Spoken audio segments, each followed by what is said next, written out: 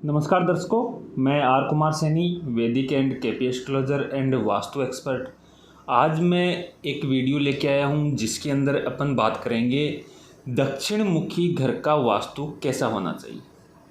क्योंकि वास्तु के अंदर दक्षिण मुखी घर का वास्तु बहुत इम्पोर्टेंट है। क्योंकि इस दिशा के अंदर किसी का घर हो और थोड़ा सा भी वास्तु अगर गड़बड़ हो तो पूरे घर की खुशियां हैं, आर्थिक स्थिति है, स्वास्थ्य है या संतान से संबंधित कोई विषय, सबको तहस नहस गड़बड़ कर देता है। तो दक्षिण मुखी घर का वास्तु बड़ी बारीकी से अध्ययन करके ही घर बनाना चाहिए या वास्तु है वो सेट करना चाहिए।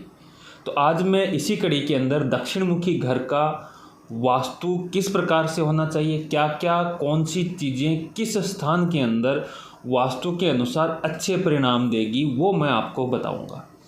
अगर इसके अलावा जो मैं टॉपिक आपको यहाँ पे बताऊं, जो स्थान आपको बताऊं, उसके अलावा आपका विपरीत दिशा के अंदर बना हुआ है तो समझ लीजिएगा आपका वास्तु गड़बड़ है, उसको सही करने की आवश्यकता है।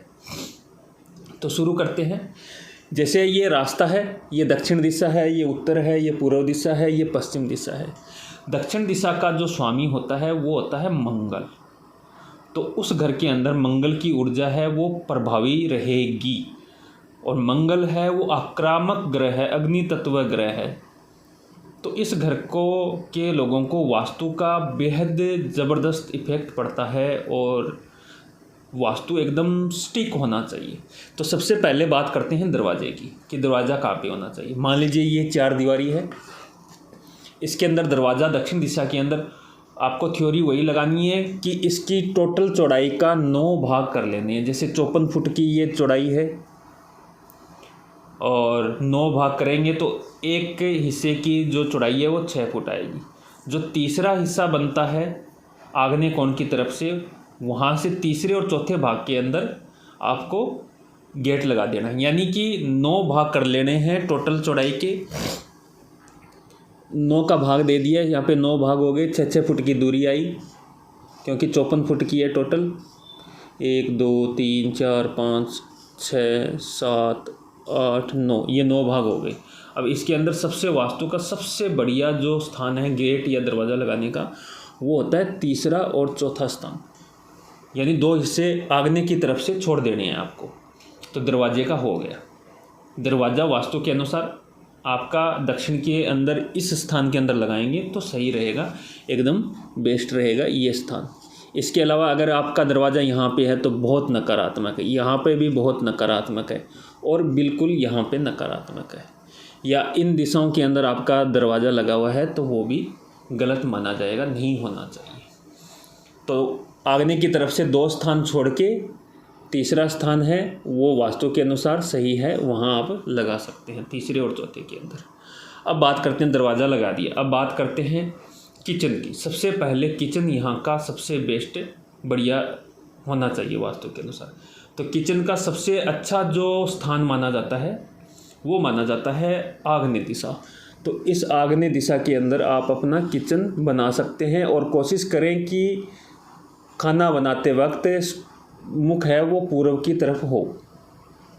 और यहाँ पे कोई खिड़की वगैरह या हवा के लिए कुछ लगाना चाहें तो लगा सकते हैं पूर्व दिशा के अंदर। ये हो गई रसोई। अब बात करते हैं कि सीढ़ियाँ कहाँ होनी चाहिए। तो दक्षिण मुखी घर के अंदर सीढ़ियों का जो सबसे अच्छा स्थान है वो होता है नैऋत्य दिशा, यानी पश्चिम और दक्षिण के मध्य वाली दिशा है, ये होती है सबसे बढ़िया।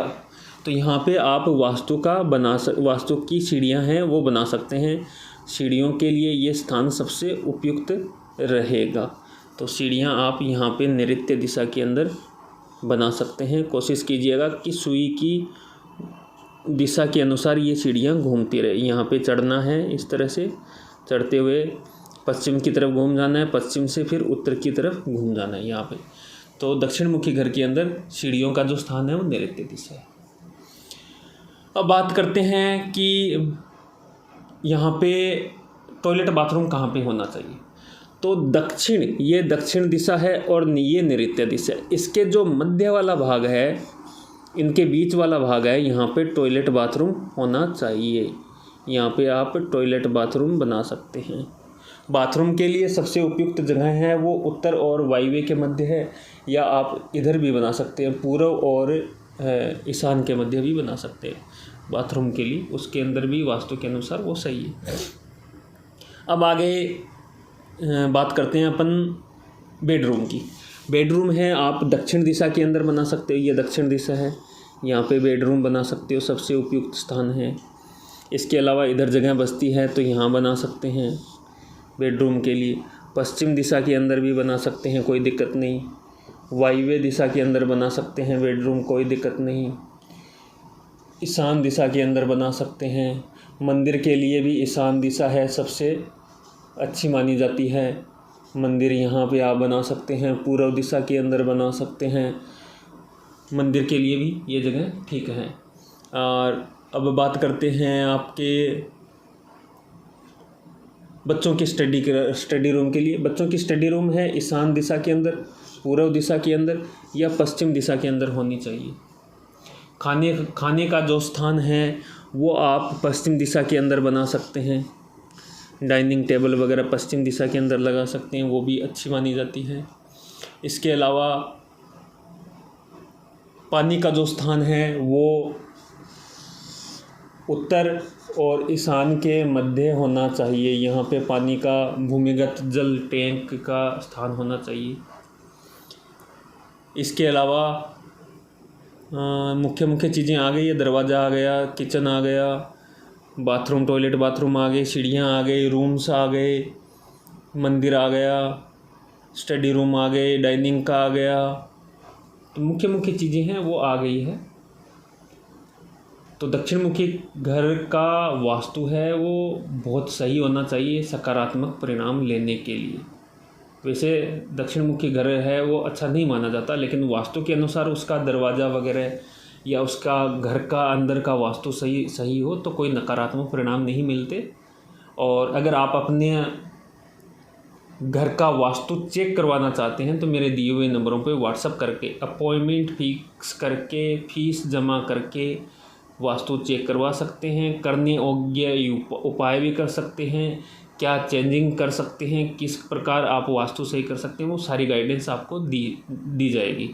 और नया घर बना रहे हैं या नया घर खरीद रहे हैं बनाया, तो भी आप अगर वास्तु दिखाना चाहते हैं तो मेरे दिए हुए नंबरों पे व्हाट्सएप करके अपॉइंटमेंट फिक्स करके दिखा सकते हैं। बहुत बहुत धन्यवाद। नमस्कार। जय हिंद, जय भारत।